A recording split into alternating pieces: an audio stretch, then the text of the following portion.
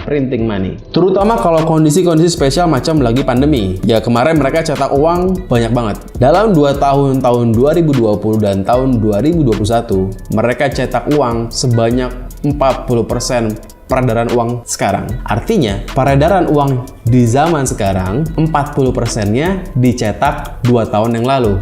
Di periode 2020 dan 2021 dengan alasan pandemi untuk stimulus. The Fed mulai cetak uang dari tahun 1913, artinya sudah lebih dari 100 tahun, tapi 40% suplai uang yang mereka cetak dicetak hanya dalam kurun 2 tahun di tahun 20 dan tahun 2021. Bayangkan, lagi-lagi alasannya pandemi. Ya tentu ini masalah. Kenapa? Karena semakin banyak uang dicetak, semakin banyak uang di peredaran, otomatis semakin tinggi demand. Kenapa? Karena orang pegang uang. Entah siapa yang pegang, tapi ada banyak uang di peredaran, artinya demand, permintaan untuk membeli barang akan naik. Itu teori ekonominya. Kita tahu banyak stimulus di negara-negara yang terkena pandemi seluruh dunia. Nggak kerja pun akan dikasih stimulus, artinya memang itu membuat demand naik. Masalahnya, di saat demand naik, supply berkurang drastis. Kenapa? Karena pandemi, karena pabrik ditutup banyak di mana-mana. Supply menurun, demand naik, artinya apa? Artinya pasti inflasi besar-besaran. Harga pasti naik, karena banyak yang mau, tapi barangnya nggak ada.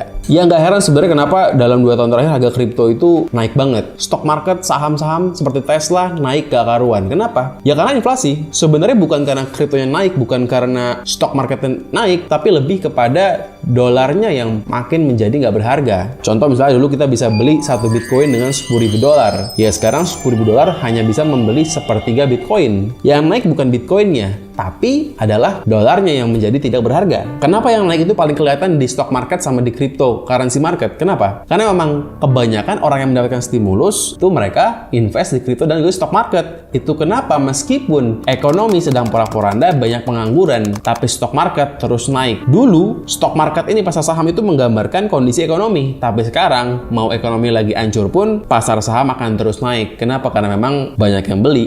Karena memang uangnya ada, karena memang harganya hancur karena inflasi. Jadi kalau kita misalnya ngomongin pandemi, kenapa ada pandemi? Menurut gue ya pandemi memang beneran ada. Gue bukan orang yang bilang pandemi nggak ada, bukan. Tapi pandemi ini apakah ada karena terjadi karena alam? Gue rasa enggak. Gua rasa ini bukan terjadi karena ada amang-amang makan kelelawar di Wuhan. Mungkin ini terjadi di laboratorium. Toh sampai sekarang tidak bisa dibuktikan kan bahwa pandemi ini berasal dari Wuhan karena ada amang-amang makan kelelawar. Walaupun ada, itu merupakan bukti yang dipaksakan. Tapi ya benar ada pandeminya, gue nggak bilang nggak ada gitu. Kalau memang pandemi ini itu merupakan settingan, artinya memang ada tujuan di balik ini. Yang salah satunya adalah memang untuk menghancurkan supply barang di dunia. Excuse, alasan untuk printing money gila-gilaan. Yang artinya memang tujuannya adalah untuk membuat inflasi besar-besaran. Sebenarnya mungkin harusnya pandemi ini terjadi dibarengin dengan krisis 2008-2009, tapi tidak berhasil, yang akhirnya terjadi di tahun 2020.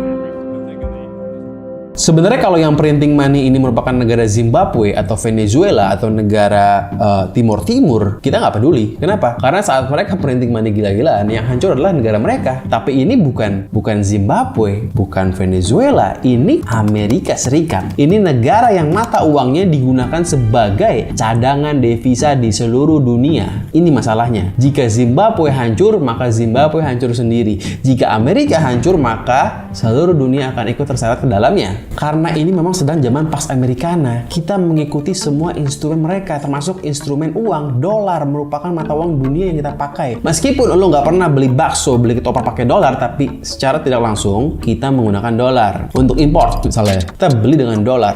Meskipun kita bayar pakai rupiah, tapi kan kita membelinya menggunakan harga rate dolar. Jadi sebenarnya meskipun lo nggak pernah pegang uang dolar, tetap aja kita pun pakai dolar. Sistem ekonomi ini simpelnya memang didesain untuk menciptakan namanya inflasi. Bahkan memang sebenarnya inflasi itu ditargetkan oleh The Fed setiap tahunnya. Dijaga, harus ada. Karena inflasi artinya pertumbuhan ekonomi. Justru yang bahaya adalah deflasi. Dan sistem ekonomi inilah yang membuat makin lama barang makin gak kebeli. Karena dia bisa bilang bahwa target mereka 2% per tahun misalnya. Tapi itu kan yang mereka bilang. Kita nggak tahu di lapangan terjadi seperti apa. Dan terutama di era-era yang nggak jelas kayak sekarang, inflasi dengan target yang kecil itu sangat tidak mungkin terjadi. Karena pasti akan lewat dari target targetnya. Inflasi itu merampok kita tanpa kita sadari. Jadi kayak dirampok tapi nggak pernah tahu kok kita dirampok. Sebenarnya itu yang terjadi kenapa banyak orang bilang, orang zaman dulu ya, enak zamannya Pak Harto. Sebenarnya terjadi karena memang di zaman Pak Harto inflasi belum gila-gilaan. Kenapa? Karena di zaman Pak Harto dari tahun 60-an 70-an itu kan sebenarnya baru awal-awal Richard Nixon bilang bahwa fiat money ini lahir. Begitu fiat money lahir tahun 70, dampak inflasinya dirasakan 10 tahun kemudian. Jadi sebenarnya inflasi besar itu baru dirasakan tahun 80 ke 90-an. Yang mana itu merupakan hanya setengah zamannya Pak Harto. Naiknya gaji, naiknya standar gaji di seluruh dunia tidak diimbangin dengan naiknya inflasi. Naik inflasi terlalu cepat, yaitu membuat akhirnya makin lama orang makin tidak sejahtera. Tapi ini semua didesain dengan sangat rapi sampai kita nggak pernah berasa dampaknya sama sekali. Ya akhirnya kita akan selalu memaklumi bahwa memang inilah sistem ekonominya, memang inilah jalannya, memang inilah alur kehidupannya. Ya kita harus bisa bersyukur. Itulah kejadian terjadi.